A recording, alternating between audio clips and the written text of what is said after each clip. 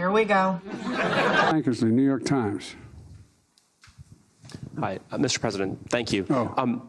You speak a lot at these summits about the power of democracies to solve big problems.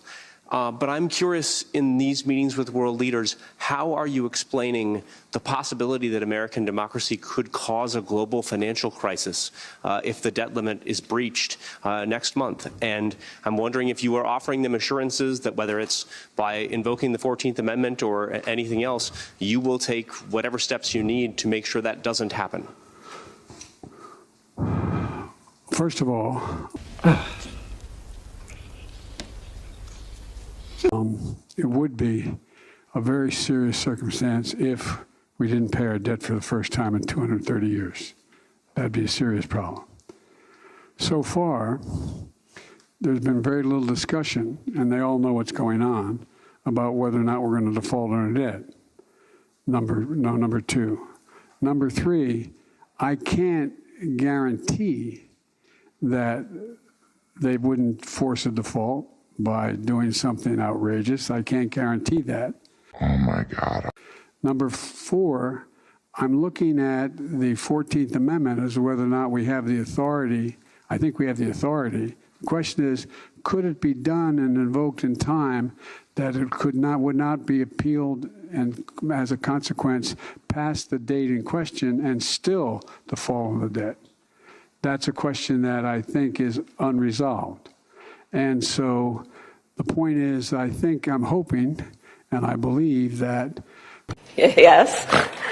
when we sat in the room with all the leaders from Mitch McConnell on, and they said, we will not default, period. We will not default. That's what all, including Kevin McCarthy, said, we will not default. And so I'm assuming that we mean what we say, and we'll figure out a way to not have to default.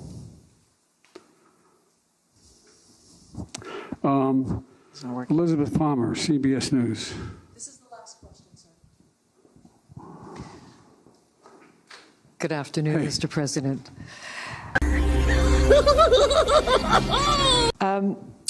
What has President Zelensky told you about the big counteroffensive? And maybe you can start by telling us whether it's actually underway or not.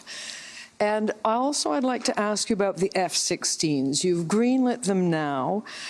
Jake Sullivan said arms and equipment go to Ukraine according to what he called the exigencies of the conflict. So what exigency now exists that didn't exist that demands these planes? Well, I'll tell you exactly when they're going to move, exactly where they're going to go. He told me, come on, God love you. Seriously. I'm going to, even if I knew precisely, you think I'm going to tell you what they're going to do in terms of their offensive? Well, I hope you hope I wouldn't do that, because that would mean it wouldn't succeed. But the fact is that we did discuss privately with Zelensky. I did discuss with Zelensky how, let me put it this way. We and our NATO allies know how many brigades they have trained, know what the status of those brigades are, and have an expectation as to what their likelihood of succeeding are. We don't know that for certain. War is uncertain. War is uncertain, not to state the obvious. So, and it will proceed. I can't, even if I think I do know, but I'm not going to tell you, because that would not be a smart thing to do either. No. So having said that, the expectation and hope is that they will be successful in that it'll make it clear to Russia that the cost, for example, Bakhmut is a discussion about whether or not it's been lost or whatever. And well, the truth of the matter is the Russians have suffered over 100,000 casualties in Bakhmut. That's hard to make up. It's hard to make up. So whether or not there are troops in Bakhmut occupying, there's not many buildings left standing in Bakhmut. It's a pretty devastated city. But they have been able to move in a direction that they've been able to lock down an awful lot of. the Russian forces, including the Wagner Group. So with regard to the F-16s, F-16s would not have helped in that regard at all. It was unnecessary. For example, let's take just Bakhmut, for example. Would not have any additional added consequence. But what's happened is, since the provision of everything from the significant missile defense systems, tanks, sophisticated tanks, and the like, all the things that were of consequence in the near term.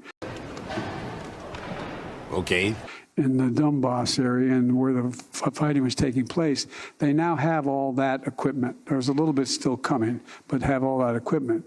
What's going to happen, though, is if they continue to do well, they're going to be in a situation where you're going to have the Russians being able to stand off at a greater distance from maintaining their headquarters and other things which are out of range of certain of the existing capacity they have.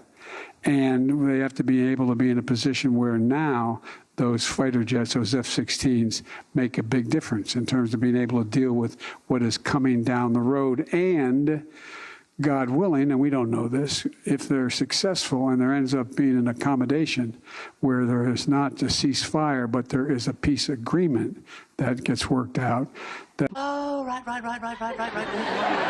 that they'll have the capacity to have confidence in their ability to resist response by the Russians if they were to change their position. So that's the essence of the difference. Was there another part of the question?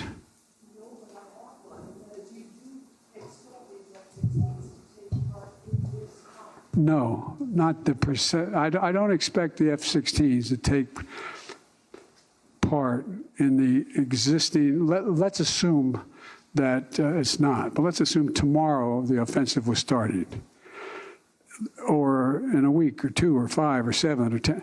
It's not highly unlikely they would take place in that context. But it will take place in the context if they're successful in the near term. They're going to then continue to have to fight with the Russians who have headquarters beyond where they are now, not able to reach by the existing capacity. Oh my God. Exist in their arsenal. So it's a different need, just like the tanks weren't needed in the beginning, but they're needed now. And so that's the nature of the change. What assurances do you have that providing F-16s won't escalate this war? Oh my God.